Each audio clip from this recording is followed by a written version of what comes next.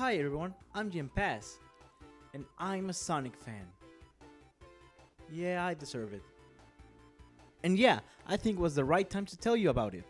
When I was 7 years old, my mom saw me acting weird and sent me to a doctor.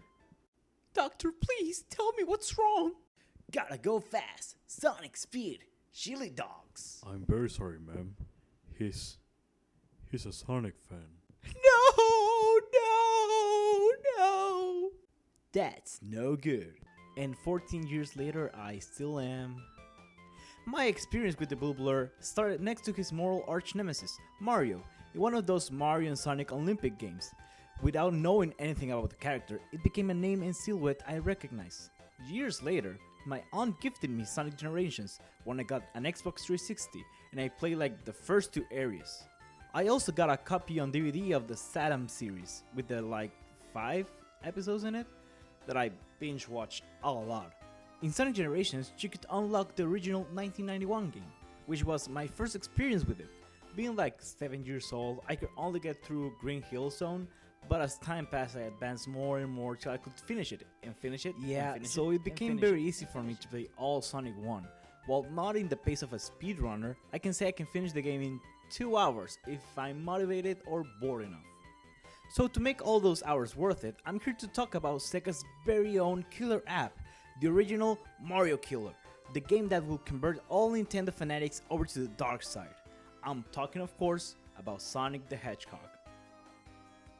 Before I get into the game, I think a little recap on development is needed. It all started way back in the 1980s, when Sega, after multiple successes in the arcade landscape, started to experiment with the home console market, a market that by that time it was conquered by Nintendo's Nintendo Entertainment System. So the Sega Mega Drive, Sega's console, wasn't doing really hot overall, and their mascot, Alex Kidd, didn't attract people enough to really make a bit of real competition against Nintendo. So Sega made an in-house solicitation to create the next company's mascot. Here is where Yuji Naka and Naoto Oshima entered the picture. With Yuji Naka trying to find work at the company, he wrote a bunch of game ideas that he wanted to do, specifically a fast racing game. Naoto Oshima, on the other hand, was trying to come up with a video game concept for the company's solicitation. Yuji Naka's boss saw his list of possible game genres to create a game out of, and while the racing game was #1 priority, Naka's boss took an interest to the last item on the list, an action game that can challenge Mario. The boss liked that idea and appointed Yuji Naka to start working on that, with Yuji Naka objecting and saying that he isn't really interested at the moment to do that. That's why it was the last item of the list, but that complaint fell on deaf ears. Naoto Oshima, after playing with some concepts, he had the big idea of a speedy character that can run through loops, and with Yuji Naka starting to work on the new action game, they were paired together to start working on it. From there on, it's pretty simple. Yuji Naka wanted to make a game where the more you play and the better you got, the faster you are, which fit perfectly with Naoto's idea. It started as a rabbit that can pick stuff and throw it at enemies, but Yuji Naka was very stubborn on only using one action button, which made this pickup mechanic stop the flow of the gameplay. Because of this, they got the idea of the character having to jump onto the enemies' heads in order to damage them, which this evolved into making the character form a ball to attack. But because of this, the character being a bunny didn't make sense anymore.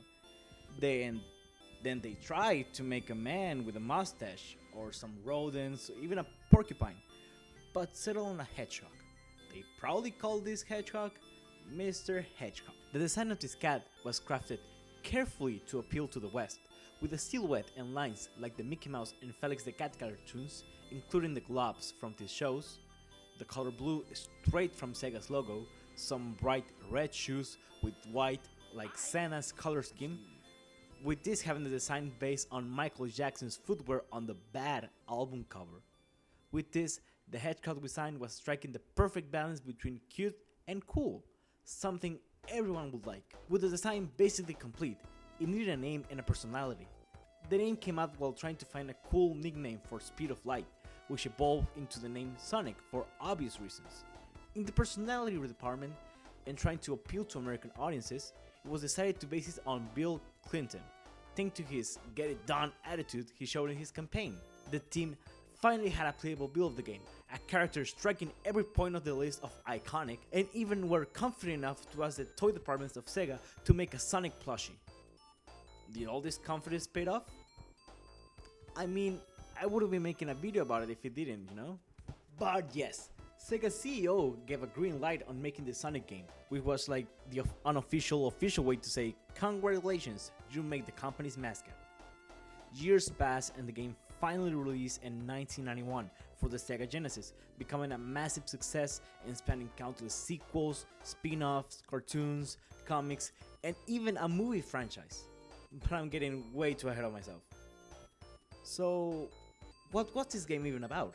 This game is set on a place in Sonic's world called South Island, and this island has something very special, for it is the place that resides the legendary Chaos Emeralds.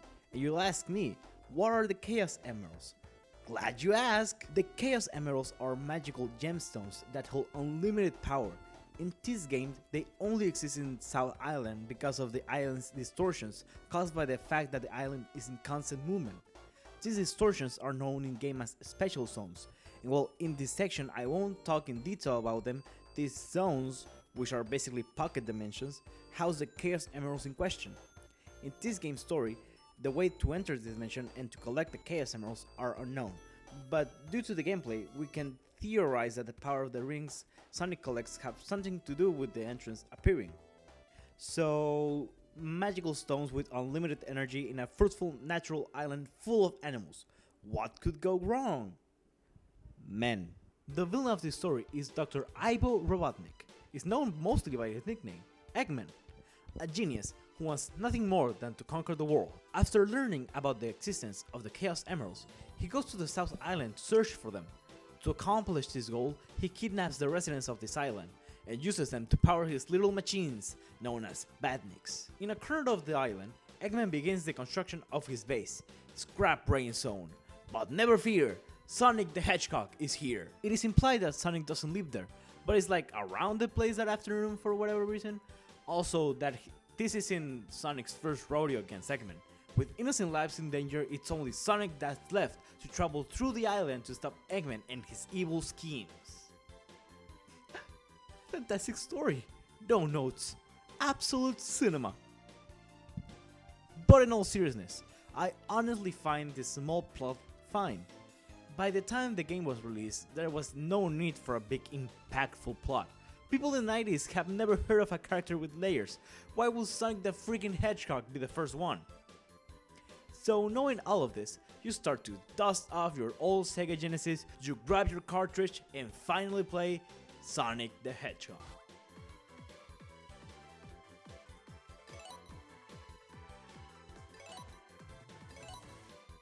Okay, I'm sorry.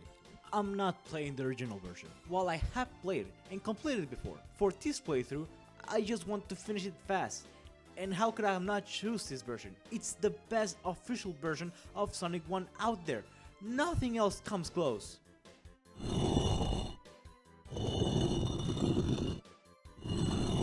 Like I said, official.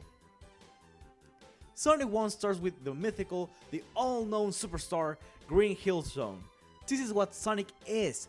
Fast levels, multiple ways to travel. Honestly, they just nailed the first 3 levels and made me and many others instant fans with just this. A level that has become an icon equal to Sonic. You can imagine Sonic and not imagine him running around Green Hill. And then we go to Marble Zone.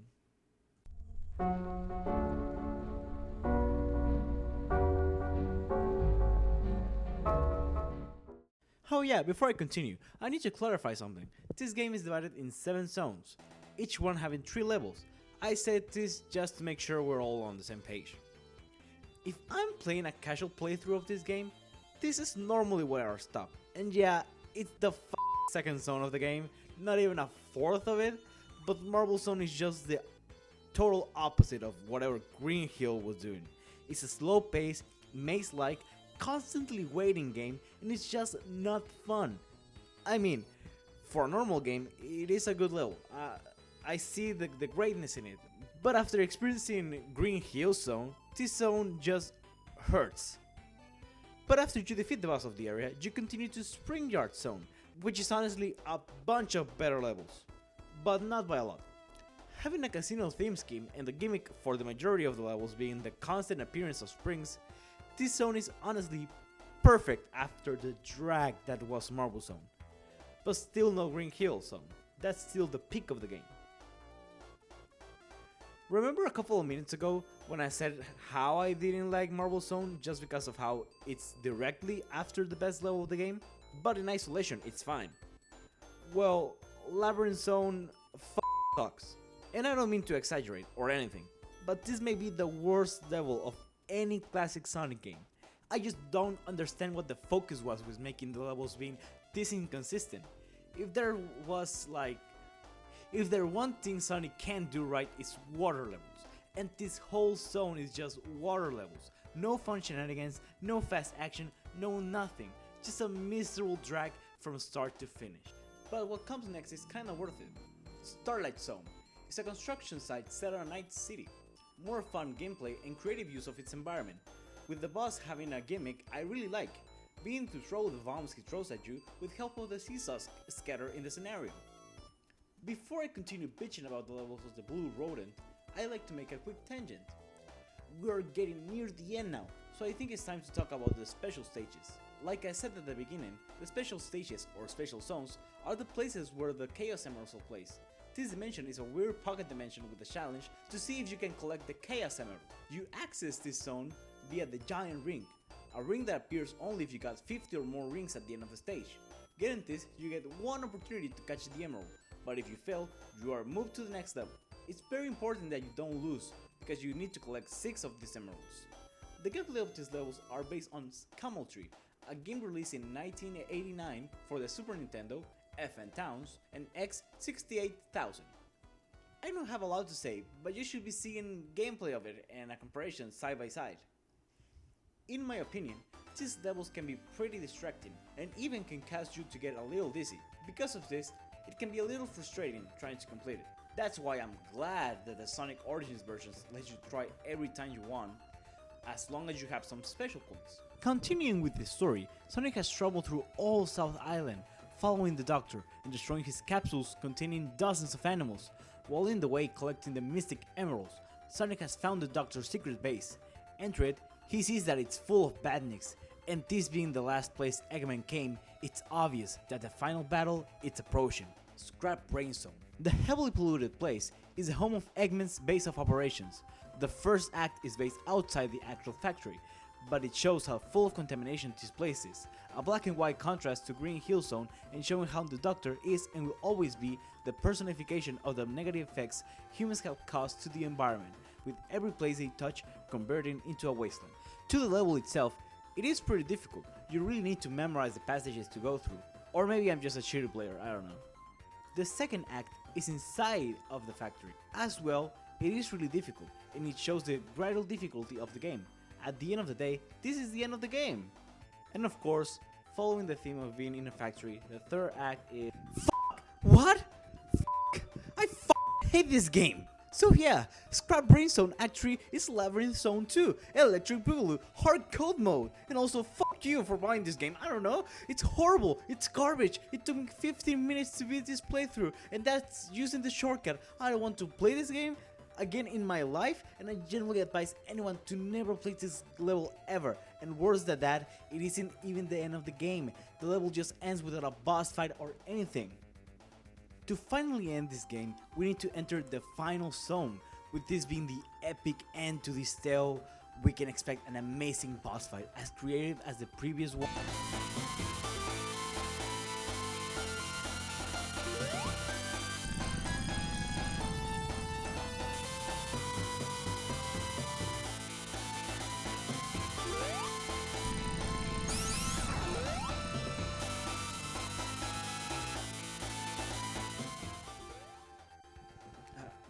I don't even know what to say. Is it a bad boss fight? No. Is it disappointing? And with that we end the game. The credits roll, Eggman gets angry because we got the Chaos Emeralds and everyone is happy. And in the Sonic Origins version, we get a little cutscene teasing the next game. So what are my overall thoughts on this game? It's a mixed bag. It's Sonic in its highest highs but also in its lowest lows. I wouldn't recommend a normal person to play this game, and to a Sonic fan, I'll tell him to just play Green Hill Zone and stop the game there. While of course this game is iconic, it was truly just a test of what's to come, and while I'm sure it wasn't the intention of anyone to make a shitty game, I believe the worst parts of these games are really the growing pains of any new thing.